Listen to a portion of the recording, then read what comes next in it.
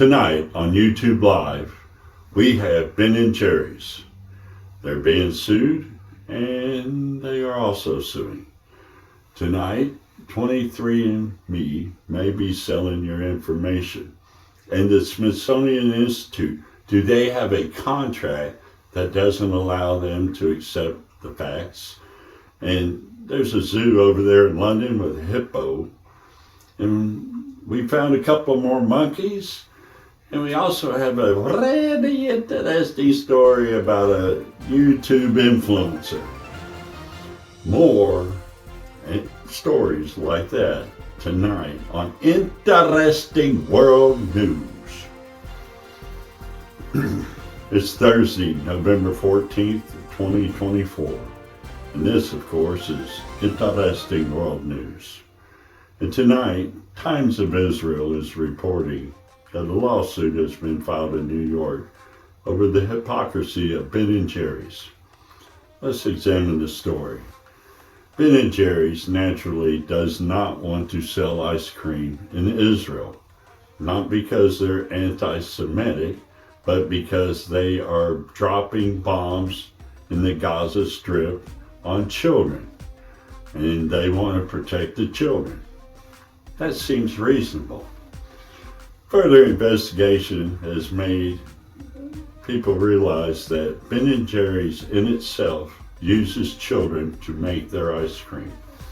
Next, CBS in South San Francisco has reported that 23andMe is in bad financial shape and may sell your information, and you agreed to it. It says in the contract, which you never read, but instead of me explaining all this and not knowing what I'm talking about, let's just take a look.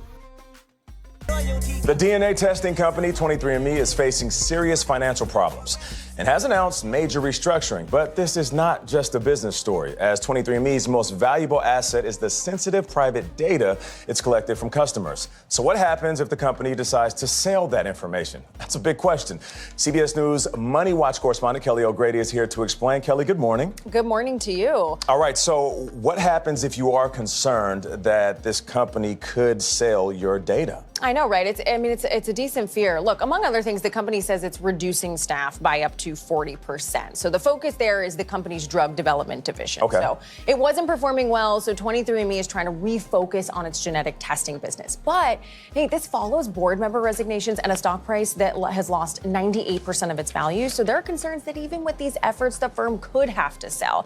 So that leaves the data of 15 million customers potentially at risk. A 23andMe, it's not a healthcare company, so health privacy laws don't apply. Now, we looked at the agreement that users have to sign, and under the current terms, users must opt in for any personal DNA or data to be shared. But the agreement plainly states in a takeover, quote, your personal information may be accessed, sold, or transferred as part of that transaction. And we reached out to 23andMe, and it said, while there are no plans for a sale, the current privacy agreement would apply in the event of an owner. And on top of that, at least 11 states have passed genetic privacy laws that require consent before transferring any customer data. Okay, next. Interesting World News reports that the Smithsonian Institute may have contracts that just deny the truth or facts. Like if they come across the fact that somebody else flew first, they can't do that. They have a contract that says they will use the Wright Flyer, the very first plane to ever be flown. They will lose that if they accept any other truth, or it comes to find out that somebody else is in fact flown first. They have to get rid of the airplane, but they don't want to get rid of the airplane. They love the airplane and it's beautiful. And so even if something else comes up, there's certain historians that say they won't even accept the truth, even if it's the truth. Let's just forget we even knew that story. Next, and AP in London has a zoo. Yeah, with the hippo, a cute little hippo. Let's just take a look.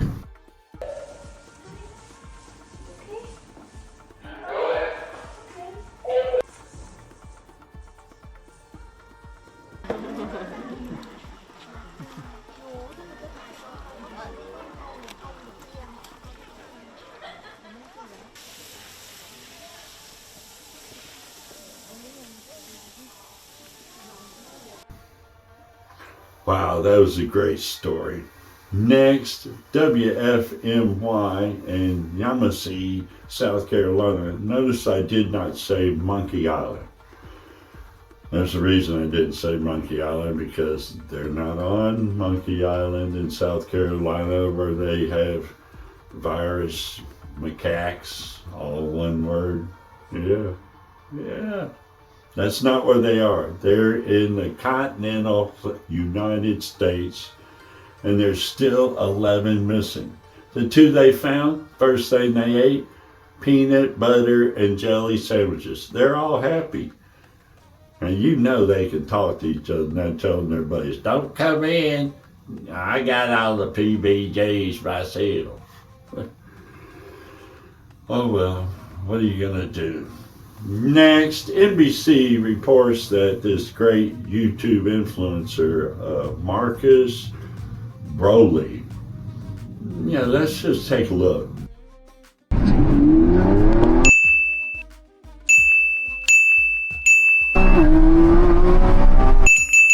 So I think the main thing that I've taken away from all of the fun that I've had with these little cameras.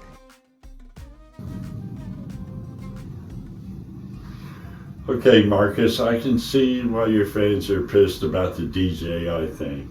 Yes, DJI is great and awesome, but you're an influencer, not a paid opinion person. Like, they value your opinion because it's not paid for. And yeah, you're going to get sponsors, but hopefully it's for oatmeal or Wheaties or Life magazine, but not the very products that you're supposed to be. Okay. Next. Well, that concludes an interesting world episode. And I love you folks, and I'm out of here.